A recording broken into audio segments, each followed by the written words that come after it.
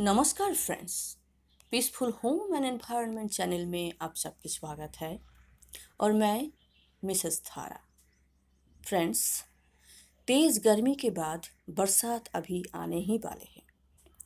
बरसात एक तरफ जैसे पौधों के लिए वरदान होती है, दूसरे तरफ बरसात में पौधे खराब भी बहुत होते देखा जाता है। बरसात में फंगल अटैक और रूट रॉट होने के कारण कई पौधा खराब हो जाते हैं।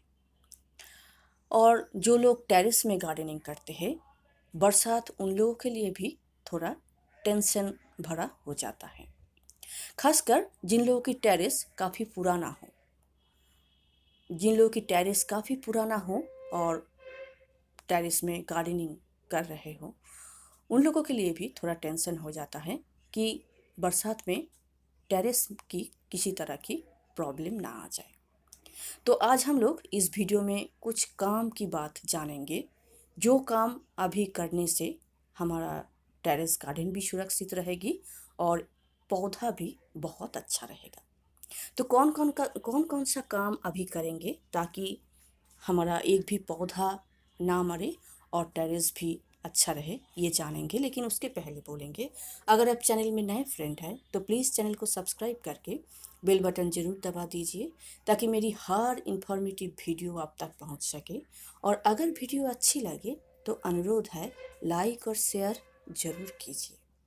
तो चलिए फ्रेंड्स, अभी हम लोग कुछ ज़रूरी काम की बात जान लेते हैं, जो काम अभी करना बहुत ज़रूरी है हम गार्डनर्स के लिए, और जो काम हमारे टेरेस के लिए, हमारे पौधों के लिए बहुत अच्छा रहेगा। तो सबसे पहला काम जो अभी करना है वो है टेरेस को बहुत अच्छी तरह से साफ़ करना है। गर्मी में हम लोग पौधों को, गमले को एक दूसरे के साथ सटा सटा के रखते हैं, इसलिए गमले के नीचे काफ़ी मिट्टी जम जाते हैं, या सूखे पत्ते या सूखे फूल जो झड़ते हैं वो वहीं रुक के रह जाते हैं। तो इसके कारण क्या होता है, काफ़ी गंदगी जम जाते हैं टेरेस में। और बरसात अगर अभी इस सिचुएशन में आएंगे तो गंदगी में पानी रुकेंगे, और पानी अगर टेरेस में रुकेंगे तो टेरेस को नुकसान हो सकती है। इसलिए अभी हम गार्डनर्स के लिए, जो लोग टेरेस में गार्डनिंग करते हैं, उसके लिए सबसे ज़रूरी काम है टेरेस को बहुत अच्छी तरह से साफ़ करना। हाँ, टेरेस, आपका गार्डन अगर बहुत बड़ा है टेरेस में, तो एक दिन में आप पूरा गार्डन साफ़ नहीं कर सकते हैं, इसलिए थोड़ा थोड़ा करके आप अपने टेरेस को ज़रूर साफ़ कर लीजिए ताकि आपके टेरेस में किसी तरह से पानी सोख ना कर सके और आपका टेरेस बहुत सुरक्षित रहे।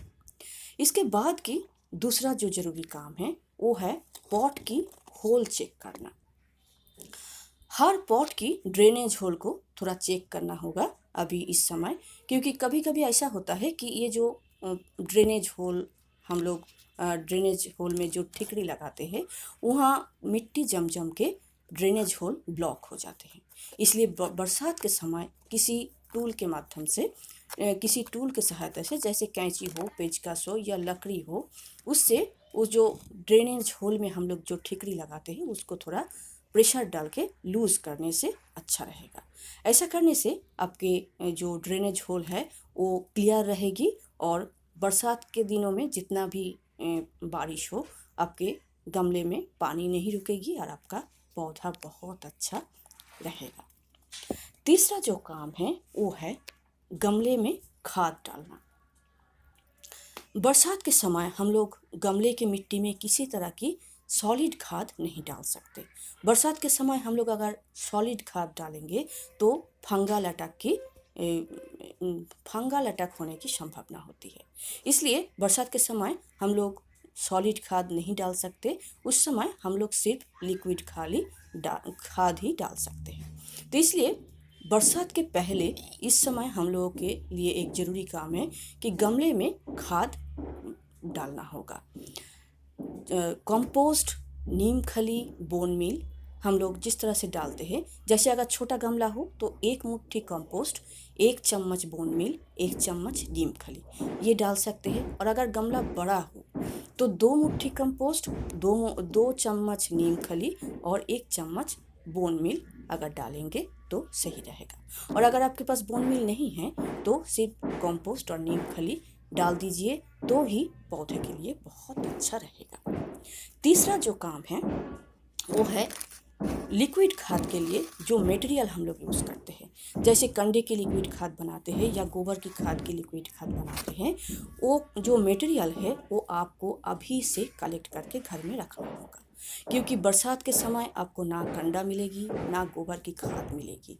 ये सब जो चीज़ है, ये सब चीज़ बरसात के समय मिलना बहुत मुश्किल हो जाता है। इसलिए पौधों में आप सही तरह से खाद प्रयोग कर सके, लिक्विड खाद आप सही समय पर ज़रूरत होने पर डाल सके, इसलिए लिक्विड खाद की जो मटेरियल है वो अभी आप कलेक्ट करके घर में रख लीजिए।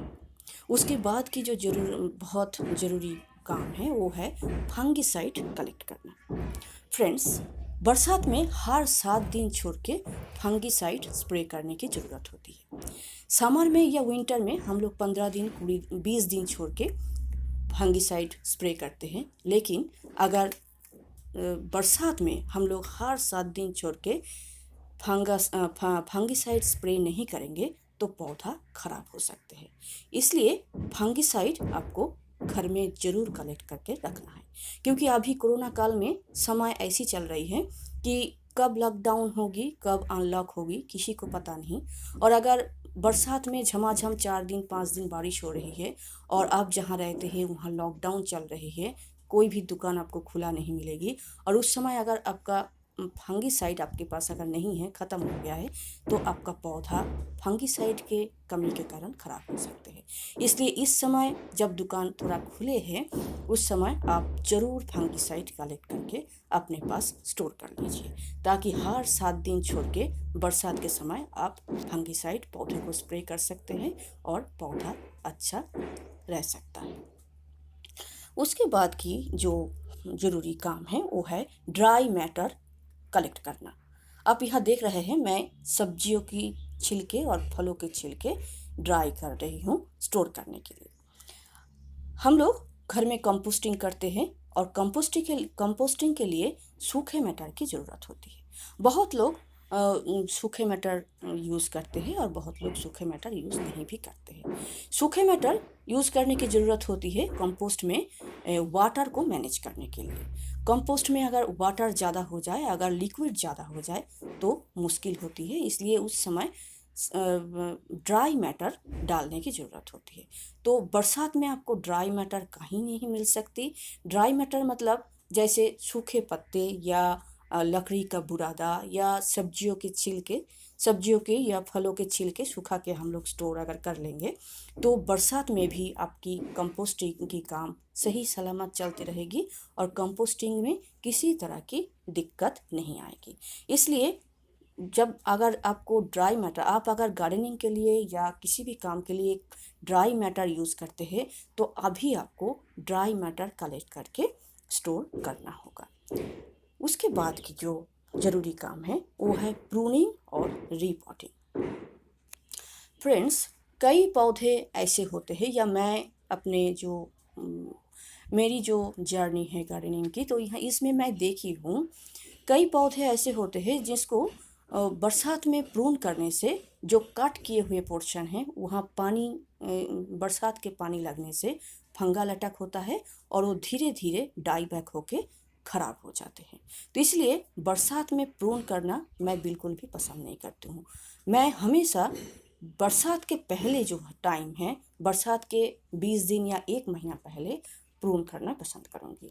तो मैं बोलूँगी आप भी अगर कोई किसी पौधे को प्रून करना चाहते हैं, आप अगर सोच रहे हैं कि किसी पौधे को प्रून करना है तो अभी आप प्रून कर लीजिए। अभी प्रून करेंगे तो प्रून किए हुए जो कट किए हुए पौधे की जो कट किए हुए पोर्शन होते हैं वो सूख जाएंगे, और अभी अगर वो सूख जाएंगे तो बरसात आने के बाद वो बहुत अच्छी तरह से नए नए लीव्स छोड़ेंगे और आपका पौधा बहुत अच्छी तरह से बुशी और हरा भरा हो जाएंगे और आपके पौधे में फंगल अटैक होने की संभावना भी नहीं रहेगी।